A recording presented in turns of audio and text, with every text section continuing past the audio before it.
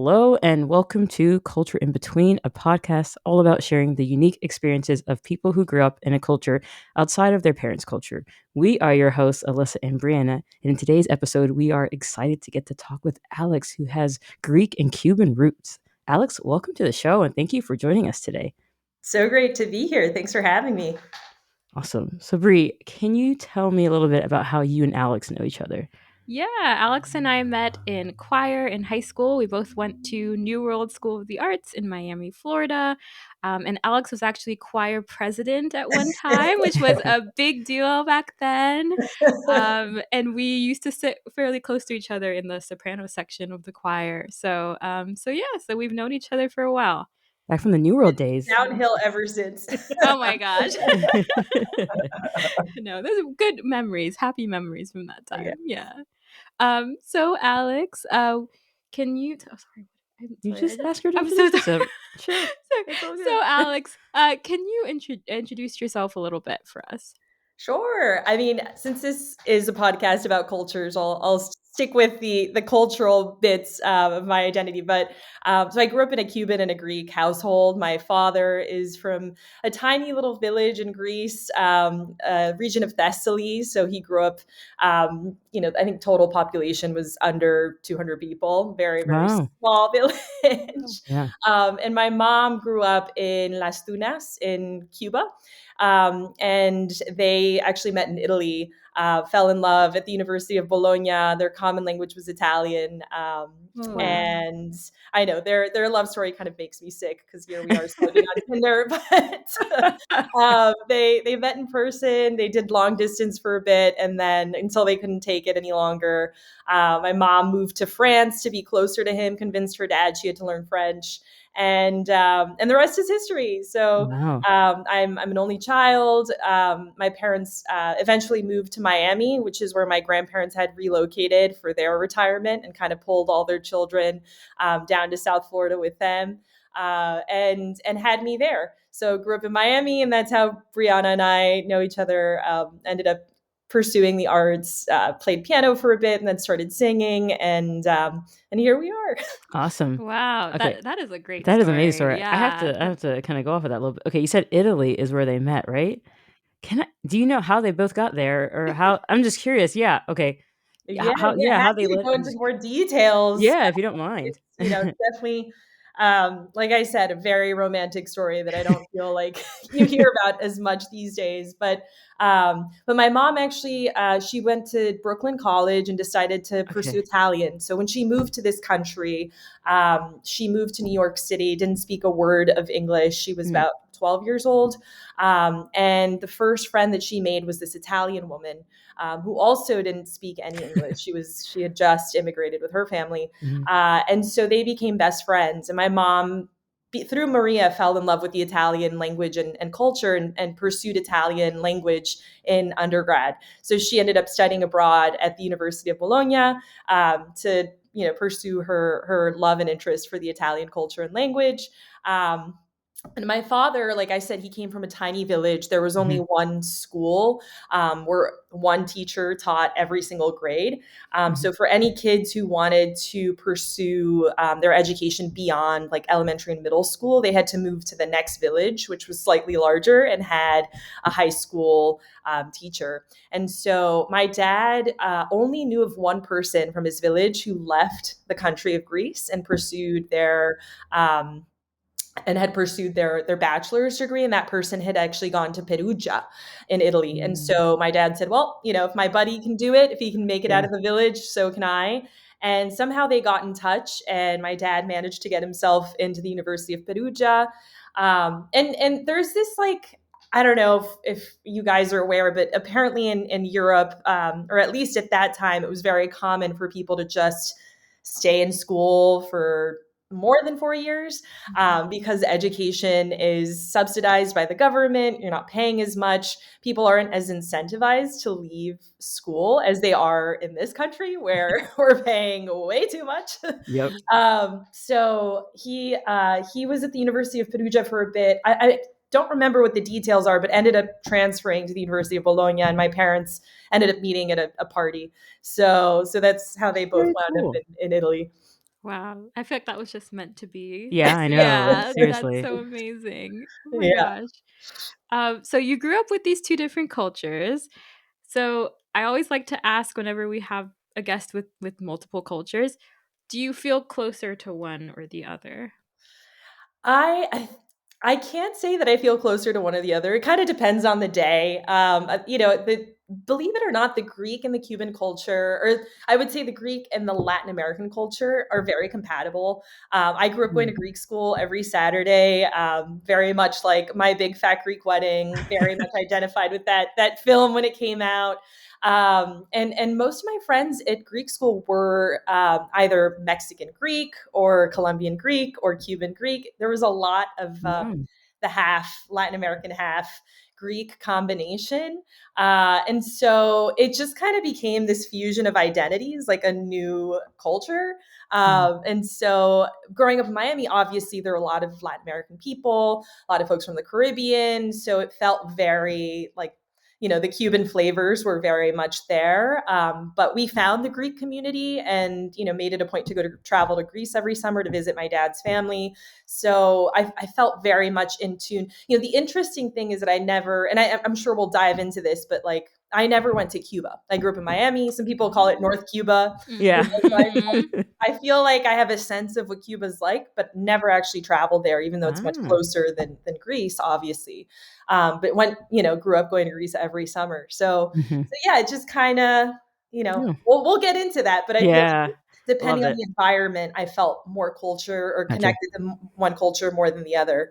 Um, Mhm. and, I and see. yeah, we'll dive So interesting. One of the great parts of growing up in Miami, I know Brandon and I have probably just talked about that so much throughout other episodes, but like, yeah, it's just one of Miami's such a unique It melting pot. is. in. Yeah, I've said that a lot, and I've been told by my producer I should probably not say that as much, but it really is like how many different cultures that you can kind of get there in small locations. So yeah, absolutely. very cool. Okay, Yeah. that makes sense. Yeah, no, I thought of a few things when as you were Hmm. describing all of that, Alex. We actually in our choir had a few different Cuban Greek people. Like Really? Yeah, I think we ended up having exactly. 3 at one point. Matthew. Yeah, and Yeah. Ceci, were you there when Ceci was Yeah, there? Ceci too. That's Yeah. right. Shout That's out right. Matthew and Ceci. But yeah, like we had in our little choir of like I think like at most we had like 60 people. We had 3 Cuban Wow. Greeks in our choir. Yeah.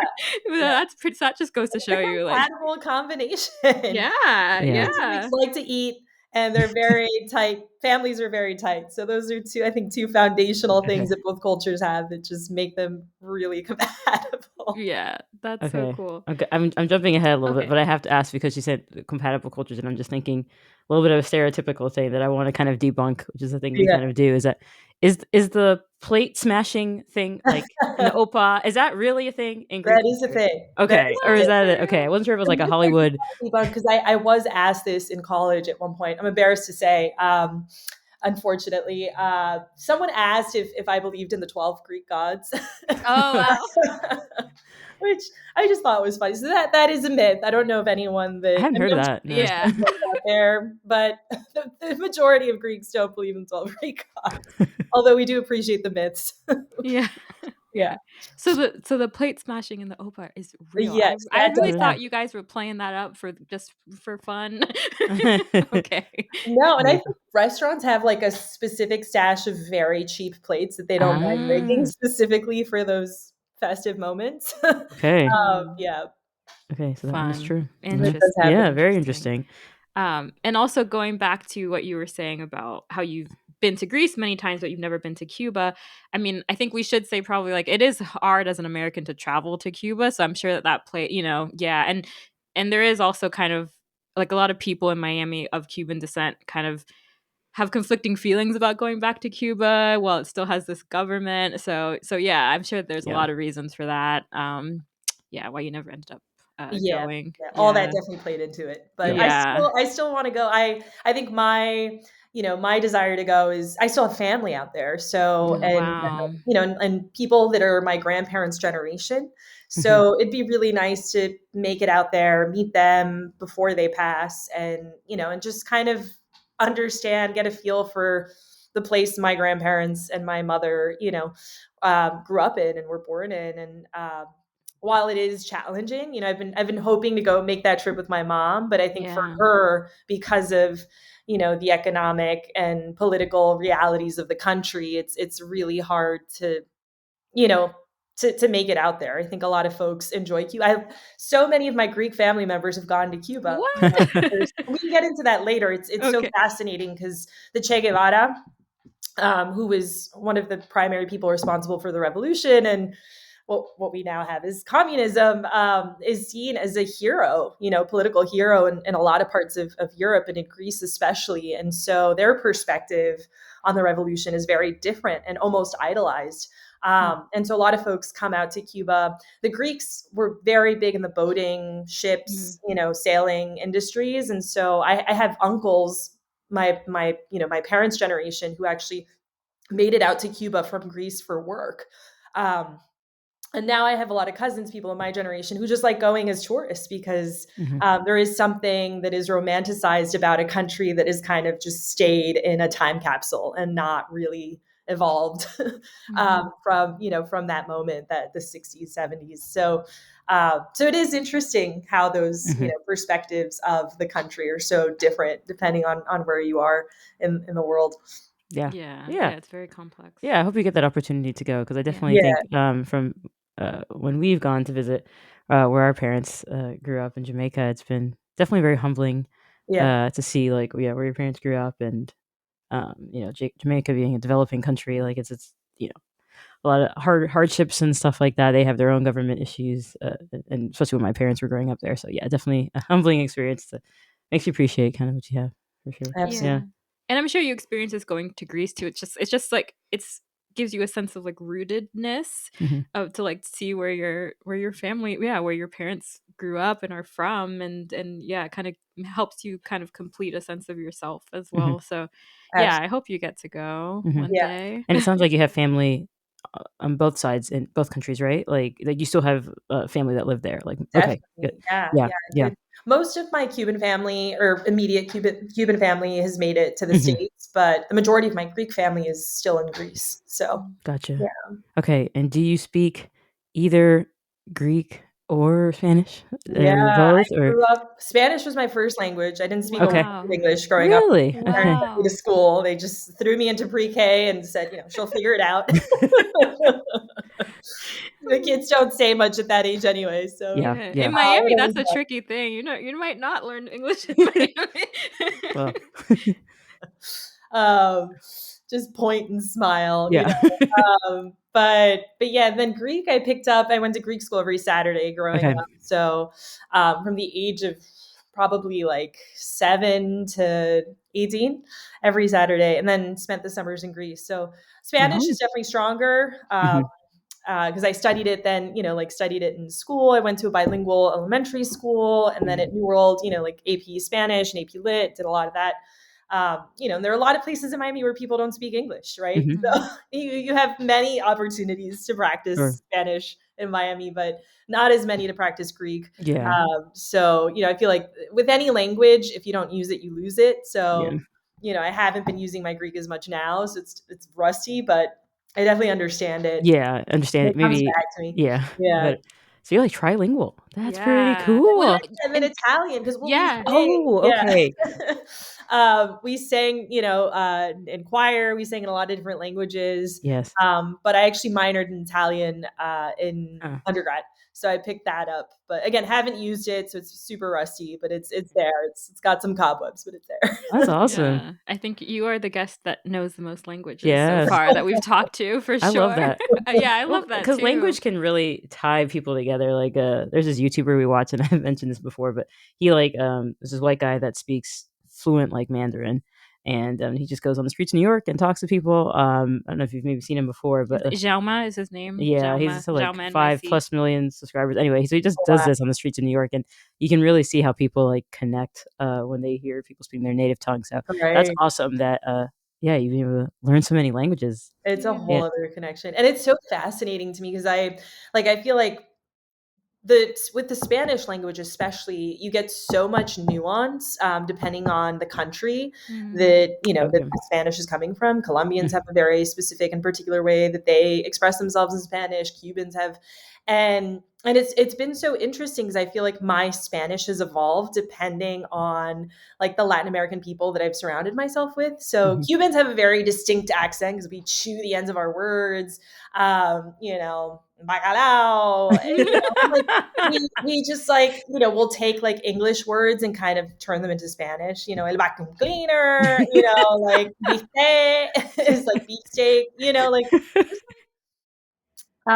and Colombians, so I my very first and best friend at the University of Denver, which was a predominantly white school, was this Colombian guy, and he and I, you know, immediately when we started, this was during our orientation, we noticed, wow, this like we're in a sea of like white people, and I've never felt other in my life because I grew Mm. up in Miami. I was just Mhm. one of millions of Latin Yeah. American, you know, Right. Right. people living there, but all of a sudden at the University of Denver, I felt different. And I remember riding the elevator up on our orientation day with my mom, who's Cuban, and his mom, who's Colombian. And we looked at each other and we just started like speaking in Spanish so that the other one would know, you know, like we're Ah. Latinos, so we should connect, Yeah. you know.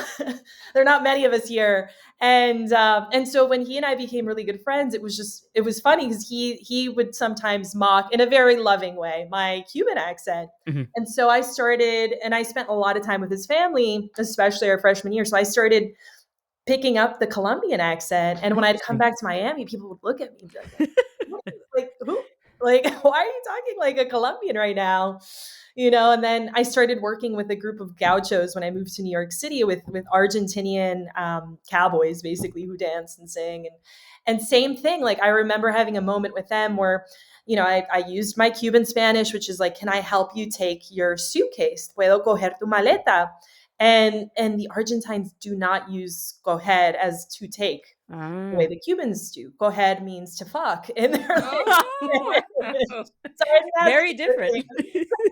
They all looked, it was 14 guys and they looked at, I was the only woman and they were just like, we are just meeting her and she's trying to fuck our suitcase. This is going to be quite an interest. Wow. Anyway, it's just, you know, Yeah. I'm going on a tangent, That's but No, hilarious. no, Okay. this is good. That is not the mix of. I was like, oh, I'm sure it means something else, like Yeah. very innocent in, yeah. in So Argentina. like even within, you were talking about the different languages I speak. I Yeah. feel like even within Spanish, there are like so many different kinds of Yeah. Spanish you can speak that it feels like, you know, That is. you're code switching or you're, you know, Yeah. That's translating hilarious. Wow. between Wow. cultures. Oh man, two things popped up in my head Yeah, while you were talking. First is that you know, Brandon and I do not speak Spanish. I really wish I did, yeah, but like you know, and for us non-native Spanish speakers, when they teach us in school, you know, it's a joke. First off, like, and I've been told from my friends who speak Spanish that, like, when I show them, they're like, nobody talks like that. That's like, I guess we speak. I've heard told it's like this proper like I don't know. I've been told it's like this certain type of Spanish. Because when I show it to them, they're like, nobody actually says that. So it's like it's right. very interesting that you know we're when they teach us, it's the It's like textbook this Spanish. yes, Yeah, basically this kind of yeah, textbook, yeah, which is I guess not not maybe colloquial. colloquially, yeah. Yeah, So, and then the other thing that you mentioned that we touched on a lot in other interviews is like kind of you said when you went to Denver, like the otherness kind of feeling, kind of the first time that you really felt this kind of otherness. Where I think, yeah, growing up in Miami, you can almost get uh, you almost like are spoiled a little bit in that there's so much diversity, whatever, that when you kind of leave, it's like, oh wait, like yeah, I feel kind of different here, and right. yeah, so it's an interesting experience. Yeah, I don't Yeah, know did about you guys feel that in Miami, like white people, or at least in the schools? I went to public school growing up, and I Yeah, imagine Brianna, yeah, you yeah. yeah, we well, right? did. So, like, it just felt like white people were in the minority. Funny enough, you know, Yeah. like, Well, they were yeah, like, Yeah. one of my best friends growing up was white, just yeah, straight up white, and yeah, like, she would always be like, "Yeah, you know, I'm just a minority here." Like, she would always, like, say things that, like, a regular minority person would say because, like, she was in the minority, like, yeah. like, and when I you didn't feel like a minority in Miami, right? Like I Right. exactly, remember Yeah. like that coming up, you know, I feel like it might have been in middle school. Like when you start thinking about your Mhm. ethnicity, obviously when you're taking standardized tests and starting to fill out Yep. forms that identify you, you know, it's like, okay, Hispanic, Latino, but that also was conflicting for me because I'm like, I'm also Mhm. Greek and mhm. Yeah. I have roots in Europe. Like if you trace my family far back enough, I'm Yeah. Spanish. And I haven't done a Mm. 23andMe, but like I'm sure if you Mhm. go pre-Spain, it's somewhere else. Could be like somewhere in the Middle East for all I know. Mhm. So yeah, that was always like interesting, because then you start applying for colleges, and there's all this like, well, you're a minority, like you should definitely Mm. write Mm. about that in your college essay, because there Yeah. are scholarship opportunities for people who are minorities. Mhm. And that was that felt conflicting for me too, where I Yeah. just, I don't have the experience of feeling other in Miami, but I'm writing about being other because I have to think about this. Like, now that I'm at the University of Denver, I understand why they were calling me a minority. Yeah, yeah. But when you don't have that perspective growing up, because you're in such a diverse place, it's just like, it's kind of Mhm. odd to then embody that minority identity. Yeah. Oh man, you touched on so many. It's Yeah, so I know. I have interesting. so many So things. many interesting things you touched on because we Brandon and I have talked about in the past too about like checking the box. Right. When you what are you? And how you said like you had this like low key panic of like what do I check, like Yeah. how do I identify myself as? And I find I have felt like a minority in Miami sometimes. Occasion Right. it depends because hmm. Oh man, that's a it can get interesting there because people base on how you look. Right. And so I think sometimes if they see our mother who's more fair skinned than Right. us, and our father who's, you know, uh, you know, darker skinned, like they kind of see our mom and be like, wait, something is not like the other. And so sometimes and so I learned as an early age as a child, when you're a child, you don't think, oh, my mom is fair skinned, my dad is black. You're just like, these are my parents. Right. But you learn at an early age, why are people asking me this of why I'm adopted and this and all these things, like, oh, because the skin color is different and Yeah. stuff like so. Yes and no, a Right. little bit, because people kind of go off how you look. Right. So anyway, sorry. Yeah, I was just gonna say too that like yeah, like for me, it felt like a minority in Miami in the sense that like I'm not Cuban because like it felt like everyone was Cuban, and so like I very much felt that like I don't relate fully to the Cuban culture and everything. Although once you grow up in Miami, you kind of become an honorary Cuban. Yeah, like I love Yeah, Latin music and all that. Like, yeah, Yeah, you've had a tostada and a café con leche. exactly, It's a rite of exactly. passage. yeah. Exactly. I remember one time I was in grad school and I went to Peabody in Baltimore, Yeah. and yeah, and we had like a concert or something, and there was this great like Cuban cellist who was there, and like some guy who was like hosting the concert at the end was like, "Has anyone here met a Cuban before?" Like, and I was like, "Oh my gosh." He was like, "How amazing is it? We have a Cuban cellist." I was like, "Okay." I was like, I grew up surrounded by them.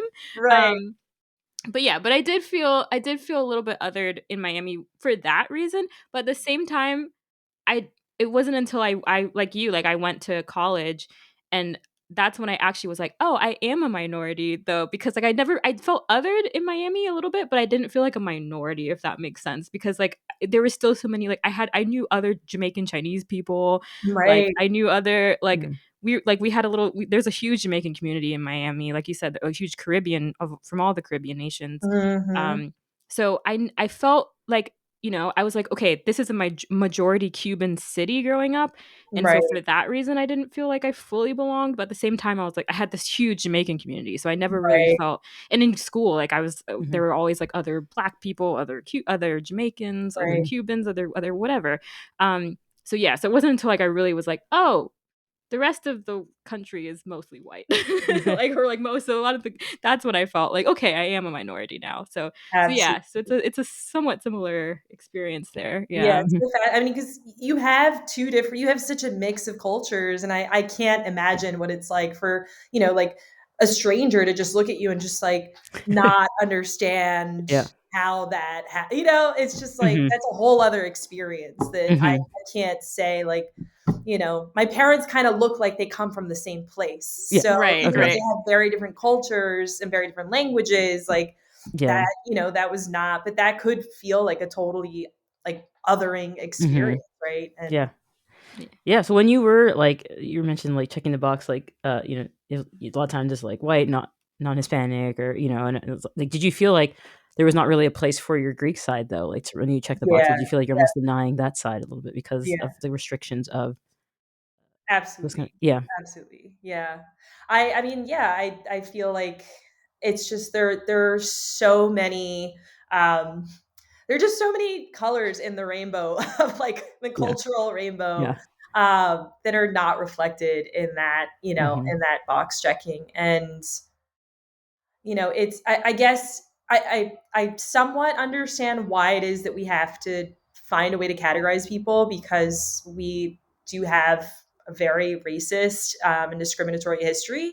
So keeping tabs on admissions, ethno demographic information, all that is important. But I feel like we're just going to become more and more hybrid as humans. And um, I have a family friend. This may not be kosher to say, but like her thing is like we're all going to be like the three B's: broke, brown, and I forget what the third one is. But like we're just all going to Yeah. become a hybrid people, right? And like, at what point do those boxes change, right? Like Yeah. when you have someone That's a good point. Jamaican, Chinese, American, and Yeah. then whoever you guys end up with, Yeah. it's like, what box is going to exist for someone who has like, Yeah. like 20 different ethnicities in that, right? That's a good Like, point. And I think some people are very nervous about the fact that that's going to be a reality and, down the road. But I think it's a beautiful thing.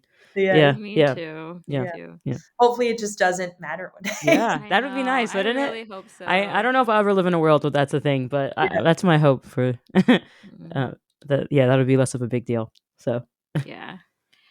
But speaking of your Greek side, I want to go back to because you said you went to Greece every summer. So what was that experience like, visiting Greece and visiting that small town that your dad grew up in? Like, yeah, what was that like? Absolutely. Yeah. And I think this goes back to what I was talking about in terms of like when you were asking about whether I feel more Greek or Cuban, just it depends on the environment, right? So when I would go to Greece, obviously I would be more in tune with my Greek roots because I was around my Greek family, but I'd also feel way more American in Greece than I did in America. In America, I feel more Greek and Cuban, and one or the other depending on the setting. But in Greece, I felt very American because my Greek was obviously not as great as my cousins who grew up there, who spoke it every day. And so I did feel other. Like all of my father's siblings never left Greece, and they raised their children in Greece. So I felt very different than them, and thankfully, like, to our benefit as Americans and English speaking people, I feel like the rest of the world at some point is forced to learn our language. Um, so it wasn't hard to communicate with them because eventually they learned English and spoke better English than I did Greek. But it was up until that point, it was sometimes hard to communicate with them, just because of even though I had some Greek, I didn't have it at their level. So it was hard to like, what are you learning about in your English class in high school? And it's like trying to explain Pride and Prejudice to them in Greek. Yeah. It was like, oh, it was a struggle. So Yeah. Yeah. Oh my gosh. Yes, that's a common theme too, is that like for us and for other guests we've interviewed is when you go visit your parents' home country, your relatives will definitely call you out on your Americanness or the fact that you're from foreign, as our Jamaican family would say, but just not from foreign. Yeah, they call it's foreign. from foreign. But yeah, they point out that definitely, or you stand out like a sore thumb in that way. Right. No, the Greeks would call you xeno, like xenophobic xeno. But yeah, like another thing that came to mind about that, and the thought totally slipped my head right now. I'm gonna snap. Yeah, no, You're that's fine. fine. If you want to like pause for a second, or I'm probably throwing Brie off. All right, let's trace the thoughts. Oh, you're fine. Was it so Jane Austen, going to Greece, the language barrier. Oh, yes, it came to me. So you asked about the experience of going to Greece, and something that came to mind that was, I think it's an interesting thing to bring up. American culture was something that was really embraced and still is in Europe. I think in general, like people love Friends. Yeah. I remember my Greek cousins asking me about Philarakia. I was like, what the heck is Philarakia? And they're like, Friends? Jennifer Aniston? Like, wow. And for me, it wasn't a big show, girl. Like, I don't know. It wasn't We were kind of young. We were young, I think. Like yeah, it was kind of like over our time. Yeah. Yeah. My cousins were my same age, and Oh, okay. it was Okay. something that they loved, and they were, and I remember when Harry Potter became a thing, which is obviously not an American series, but Mhm. we would get, because it's in English, we would get Harry Potter, the new edition of the new book, before the rest of the world would, because they had to translate it for the other countries. Yeah. And that was also a big moment, which was like, all right, Alex is, did you read the second book? How is it? Tell us everything. Or did you watch? Same thing with the movies, because now they can, I think with all the advanced technology and probably the equity, folks who've been bringing attention to equity, I think that they release movies at the same time and have them Oh, okay. translated or, with subtitles or dubbed. Mhm.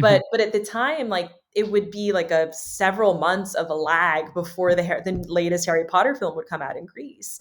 And so they would always, whenever they saw me, it was like, tell us everything about the film. So yeah, that was just an interesting thing where, like, it Mm. made me feel good about my country. Mhm. I don't feel very proud about a lot of things about our country at this moment, but at the time I was like, like, our entertainment Mhm. sector is doing some awesome things that are resonating globally, and and Yeah. it's kind of cool to see how my Greek cousins are more engaged with American entertainment than Yeah. I am.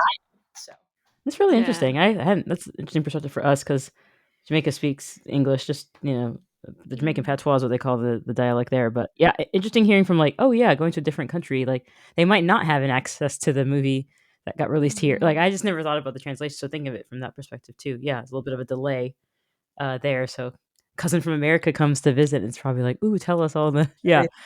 all the cool things that are happening. Yeah, Cool. I was Yeah. also very tickled. So they love Beyonce, and we Beyonce is global. Yes, love I Beyonce. love it. But he went by Beyonce in Greece because they pay attention to accents. And I had Oh, never noticed that her name has an accented E, final E. And I'm like, yeah. they were just like, why would you call her Beyonce if the accent's on the final E? It's Right. That makes sense. That's true. Yeah. That's Beyonce. So that's still a question I don't have an answer for. yeah, it's true. Well, we've probably all been saying her name wrong. I know. Yeah. I've known she's has that accent on there, but I just never Yeah. really think of it. Her Same sister thing. has it too. I think it's no. Her sister's just Solange. Solange. I I don't don't know. It's know. not. Yeah. Yeah, but yeah, Solange. no, that's Solange. Yeah. Solange and Beyonce. Yeah. Oh my gosh, I just love how Beyonce is so global. that's Everywhere. hilarious. Yes, Yeah, she is. yeah. I mean, that's not surprising. That's not that sort. Yeah, No, I mean, she's. based on how her tour is selling out to everywhere. Yeah, I heard she's like helped economies and stuff with her Really? tour. Yeah, I would believe that. yeah. So Absolutely. yeah, I'm not surprised to hear that. But that's I wish we had cousins. Like we don't really have cousins in Jamaica. That like most of our family that was in Jamaica or is still in Jamaica is older. Hmm. So I feel like we didn't really get that kind of like cultural exchange experience of like, With the youth. yeah, that would have been cool. Yeah, very neat. Yeah, we have like one cousin, but that's it. Yeah, that's cool. That's funny, really funny. A random question I have about Greece something that I heard about Greek culture is something called a name day. That you'll Yeah. have like a name day, and like I've heard that it's like more important than your birthday, but Yeah. I don't get it. I don't just can you explain what name day is and why it's so important? Yeah, it is funny, and I embraced it as a child because you get to celebrate your birthday and then your name day, which doesn't generally fall on your birthday. If it does, it's unfortunate because it's nice to have two separate parties that are equally, important. And the name day in Greece is basically so everyone has a patron saint that so like my patron saint is is probably male. Very patriarchal Yeah. society. Gotcha. But so like there's a patron saint that was I think it's the day that they were born that then correlates with the name day that you have. So I had fun, and I had two name days because I went by Ariri in Greece, which is my my grandmother's name and my middle name, and that's what my father was hoping to name me, and my mom put an end to that. We're gonna raise this girl in America, like we can't give her that name. It's not pronounceable. So then I celebrated Alexandra and Ariri on two separate days in addition. Oh, cool. Oh. But yeah, it's all like related to the patron saint and I think their date of birth. I'm not the best Greek Orthodox That's okay. child, so I'm sure Matthew would have a better response for this if he asked our friend. So do you get like presents and stuff? Yeah. Occasionally, I think people bring you gifts, cake. It's like celebrated similar to a birthday. Absolutely, Mm, yeah. wow. You Very get cool. invitations, come over, Oh, party, nice. celebration. Yeah, That's really cool. yeah. Yeah. No, I love I like find out little anecdotes because I like obviously why we're doing this podcast. I love learning about different cultures, and so like I'll hear little anecdotes, and then it's nice to be able to find out more about it and really find This out the Monday details. thing. Yeah, absolutely, Yeah, yeah, absolutely. very nice, very nice. Um, I guess maybe we can Up to go you. on Yeah. to I let's know we go. had a lot of good, Yeah, we had authentic banter man, that there. was great. Yeah. Love it. I feel like we covered a lot of what we usually Yeah, like to talk naturally. about just naturally. Yeah, so That means we're that's asking really the right great. questions. Yeah. If we kind of go in Yeah, the yeah, pat on the back to us. kind Uh, of. so we always have our like fun culture segment. Although all of this has been fun, but like yeah, we always just have kind of our like more lighter questions here. So first, I want to know, do you have any favorite expressions in Greek and Cuban Spanish? Oh man, I already cursed, so I don't Yeah, it's know. okay. It's okay. I don't know. The first thing that comes to my mind is in Spanish is no me jodas. Just like don't mess with me or Yeah, stop yeah. Mm. messing with me. I don't know why. It's terrible. I'm trying to think of more polite things that are great No, expressions. Yeah. no, there's no like restrictions. Yeah, and I think that I'm sure this has come up in other interviews, but there is like a Miami Spanish that I think is really Mm. hysterical. Like people who say "hacer," que volar. It's like its own language. Mm. So dale, the pitbull dale, Yeah. which I find very very amusing. There's like I don't know if you guys have seen the Peachy Boys. It's been a while since I've checked, but Huh. they basically dub Disney movies. I think it's all Disney movies in Uh-huh. Cuban Oh Spanish, my and it's gosh. That's Oh my gosh. I hilarious. have to look this up now. so it's like our dialect of Spanish, which is now I think they've like actually made it a recognized dialect, like Miami. Wow. Huh, really? Yeah, I've heard about this. Yeah. Yeah. Really? Have to look Yeah, it up I think I after this. heard. Peachy But Boys. Okay, Peachy Boys I made have it to Google that. real. Yeah, I just look that It's so up. great. It's so great. Wow. That's Um, amazing. yeah, and the Greek one is the classic Opa.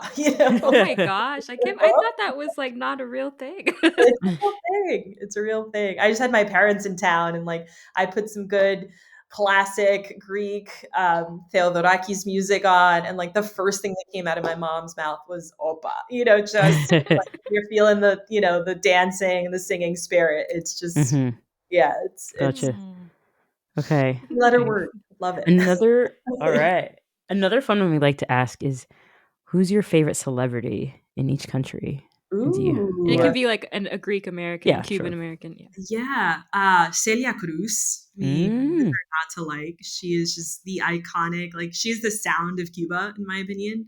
Um, and a total trailblazer. I mean, just like evangelized Cuban music for everyone globally. So Celia Cruz and um, Greek. I mean, just because Brianna's on this call, like Callas, Maria I knew Callas. it. I knew it. Wait, who's? Yeah, so It's can you fine. explain Sorry, I know. can you explain for our non-opera Sorry. listeners who Maria Callas is? I think her official name was actually Kalageropoulos, something that I Something can't like that, yeah. pronounce. And because she was Greek American and was always, I think, thinking of pursuing this career in singing, abbreviated her last name, as many Greek Americans do, to make herself more accessible to American audiences. But she was the probably one of the most prolific sopranos of all time. And obviously, I'm biased, but I think a lot of people who are not Greek would agree with me. She could sing repertoire. Like it's uncommon for people to be able to sing mezzo, soprano repertoire, and like Mhm. go between the two and not have like people just flailing their arms and like. And she was Mhm. just one of those people who I think people really applauded like the dramatic her dramatic abilities to just convince, like she could play Carmen and she could also play, a lot of like anyway, she was just Yeah. a freak of nature, and just like an unbelievable opera singer. Cool. I learned something new. Yeah, Yeah. and okay, because Brianna has really educated me on like the mezzo versus like soprano kind of like, I'm just like learning what that all means and the voice Yeah, type. So I right. understand now. And unlike my sister, I'm not a soprano from but yeah, we kind of joke about that a lot. It's like, okay, I learned a lot Yeah. about like the voice types and this, and she's 100%. like, no, I can't I sing know, we could that. get really like, and then within the soprano rep, you've got like Yes. dramatic soprano, your Yeah. color, it's Yes. the whole thing. That's for another Yeah. podcast. Yeah, that's another podcast It's so altogether. interesting though. Like I don't know, she's really Oh, educated me. I'm good. That's Yeah. Yeah, good. I think it's And really she neat. broke that, right? Because I feel like Yeah. to this day, people are so concerned in pigeonholing you into singing Mm. very specific repertoire. And it's like sometimes a character just kind of calls to you and your voice can figure out a way to sing the role, even though it's not technically what your voice is Yeah. known to do. And Collis just did that all the time. Mhm. She'd go between Fox, repertoire, all Mhm. the things, and people praised her. So it was cool of her to just break those molds, opera molds that keep Awesome. the art form and where it is, Yeah. keep it from evolving. Yeah, and what a lot of people might know her for, especially kind of people from that era, is that she was in a famous relationship with Aristotle Onassis, who Right. later married Jackie Kennedy Yeah. Onassis. And He so broke yeah, that her was heart, and yes, broke her a lot of heart. people say that she died of a broken heart. Yeah. Yeah, I'm like yeah. waiting for the Maria Callas opera to come. I know. I think there's gonna be a movie with Angelina Jolie at some point. Yeah, Oh, which that's I'm right. waiting for. Yeah, Right, yeah. that's We're right. like nerding out now on Love it. opera. Sorry. We'll have to Okay, continue this Yeah, conversation we'll after we'll the meet. continue this This is later. good. This is we're good. losing audience members. It's No. I know they're it's falling been long enough. asleep. They're like, I thought this was about culture. um, It's our yeah, show. We do what we want. No, yeah, no. exactly. Yeah, no, well, I think that's a great choice. Not that Yeah. I try not to like impose my ideas on the guests, but I think that's a great choice. um, good. Okay, so since you've been to Greece many times, like you said, do you have like a happy place there, or a place that you just have really fond memories of, a particular location there that you're particularly fond of? Yeah, absolutely. So the tradition was to go fly into Athens. So Athens and Thessaloniki have like the two major airports. So we'd always fly into Athens because I had a lot of family in Athens. We'd check in with them. Mhm. We'd always do like a little island vacation somewhere with one of my dad's brothers who had kids who were around my age. And then we'd go to my dad's village, which I talked about earlier. And the village was my happy place and Hmm. still is. And so, it was just a way to disconnect from society in a really important and valuable way that I think complete was the most formative and important time of my youth. Because, Mhm. like, imagine, just being totally disconnected, A, from the grid, no cell service, Mm. B, from technology, no internet, and being forced as a child to figure out how to socialize, right? Like you have to entertain yourself. And I think a lot of people talked about this during the pandemic, which is like being bored is not a bad thing. There's a lot of Yeah. amazing things that happen to us Mhm. humans when we're bored, right? Because we're Mhm. forced to engage our own minds, right? And like find that from within rather than just go in front of a television or Yeah. like have someone kind of dictate our entertainment for us. And so I feel like I was able to do that, and the relationships that I built with all of my friends from the village are relationships that I know I'll have for a lifetime, even though I Mm. don't see them regularly Mhm. because I live here and they live there. It just bonds you in a way, and it's like I think about it now, where like the flaky, you can text anyone 5 minutes before and just say, hey, actually, I'm not going to be able to make. You couldn't do that in the village. Like people would think you were dead because friends, and you'd say, hey, at 3 o'clock, we're going to meet right here and we're going to play hide and go seek. And if you didn't show up at three, we would all like people would just freak out and think something had happened to you. You couldn't, there was no cell phone. You couldn't just Yeah. let people know 5 minutes. So you'd have to show up and it's like, I'm not feeling well. I'm going to go back home. But that kind of everyone, was so dependable. And even as a child, just that was such a beautiful thing to have growing up that I think is just harder to find when you're plugged in and Yeah. plugged into technology and I society. think that's an amazing point because I found like I mean we don't travel to Jamaica often, but when we have, I even when we have cell phones. I'm not gonna be roaming and everything, so everything's just off, and it's actually you think like oh I'm gonna miss it, and you really don't like unplugging. And I feel like our generation, our millennial generation, is really unique in that we we know what the world was like before cell phones, but we also got it at a young Right. age as well. But like yeah, there's something about I don't know. Jamaica also has like a slower pace of life. Not sure of the same way in Greece, but the time just feels longer. The days Right. feel longer, all that. And so, yeah, unplugging is not being bored is okay. You're right. Like, but we're so stimulated, overstimulated all the time. Yeah. It's you forget that sometimes. Oh yeah, I can do things Yeah. without Yeah. a cell phone in my hand. Absolutely. Yeah, and it's like anyway, don't get me Yeah, started on no. the cell phone. There's cell phones are like We need a part 2 with Alex. Yeah, we Do do. We okay. do. I love it. I love it. Yeah. No, I totally agree with everything. Like you said, like Yeah. I'm a big proponent of like it's fine to be bored. Like, yeah, I also feel that way. So Yeah. yes. So, okay, go Go ahead. on. I'll ask. Okay, so another question we like to ask because food is very Oh, essential in culture. Is what are some of your favorite Greek and Cuban foods? oh Yeah, god. so excited for this Yes, one. me We're gonna too. need a whole other session for Yeah. this. But I mean, I think I love Cuban food. But I do think, I mean, the Greek cuisine is just, Yes. and people talk about the Mediterranean diet as being like one of the healthiest. Not only is it one of the healthiest, I think it's one of the like most delicious as well. And, Yep. like because Greece has a lot, you have the Greek islands, you have a lot of coastal parts of Greece. Seafood has made its way into the cuisine in a way that like, I absolutely love. I'm a huge octopus fan of octopus. I think the Greeks make it the best. I'm sorry to my Spanish relatives who think their pulpo a la gallega is the way to go, but the Greeks definitely make it better. Um, and I love they do a lot of different like stuffed vegetable. So you can like stuff a tomato with rice and, veggies. You can throw meat in there if you want. Stuffed zucchinis. They use a lot of like if I had a Greek restaurant or if I had to just like distill the Greek cuisine to like 3 ingredients, it'd probably be dill, parsley, and garlic. Like those and olive oil, of course, but that's that's just implied. But there's just that in everything you eat, and lemon. Sorry, no, it's those. That's like the holy quadruple or quintuple ingredient.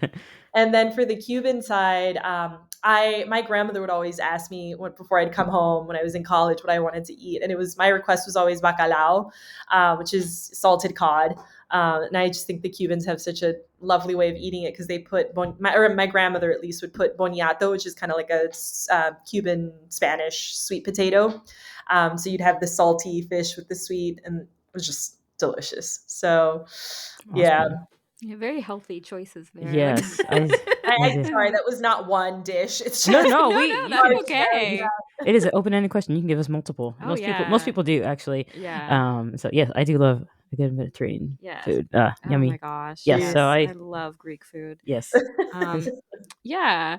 Great. So we talked about the opa and the breaking plates, and I thought that was going to be a disproven stereotype, but apparently it is a real thing. So are there any stereotypes about Cuban culture or Greek culture that you think actually are wrong or misunderstood? I mean, for anyone who watched my Big Fat Greek Wedding, like the Windex thing is just a specific to the movie. There's, Okay. I don't know if you guys remember, the dad is just always with a bottle of Windex, and that's like the cure for everything. Like it Oh, cures your okay. pimples, it cures your backaches. Like that's not a thing. Okay. And I've had people ask me about Windex. So putting it out there, it's not real. It's specific to the movie. For the Cuban, I'm not sure. I'll have to think on that It's a one. tricky question, and we're Yeah, on the fence about that one.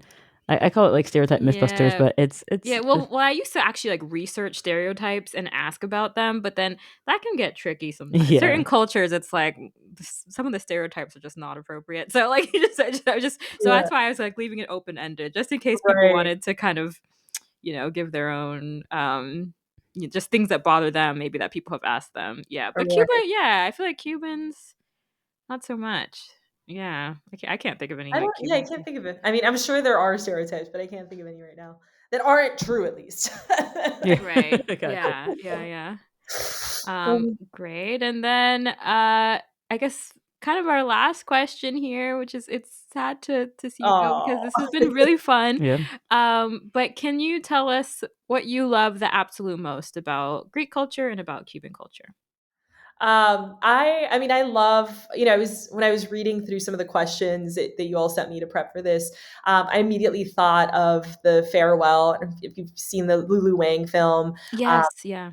and so she basically, I believe it's Chinese family. Mhm. Her grandmother's very sick. She's a Chinese American, travels to China, and they're keeping this secret from the grandmother, which is that she has like terminal. I don't know if it's terminal cancer. It's been a while Right. since I've seen it. Yeah. And like there's this whole the thematic thing is that like there's the individualism that we see in America, and then the collectivist attitude that you see in China. And I feel that way with like my Greek Cuban versus American identities, where it feels like there is this collectivist, like family oriented. We're not just thinking about ourselves. We're always taking care of others. We're hosting, we're feeding you, we're hosting you, we're making sure you're having a good time. And that's true for both, I think, my Cuban and my Greek roots. And that's just, I'm so happy that I was brought up with those core values. And yeah, and something to be celebrated. I think that makes us better. So, Mhm. so something I hope to keep, even though I grew up in this country, where there are different attitudes about sharing. Yeah, for sure. For sure. Wonderful. Well, I love that. This was such a lovely conversation. Thank you so much for being here, Alex. Thank you. Oh, it's been wonderful. Thanks for having me, and thanks for all your insightful questions. It's been great to think about my culture. You don't always get an opportunity to talk about it, so it's been awesome. Thank you.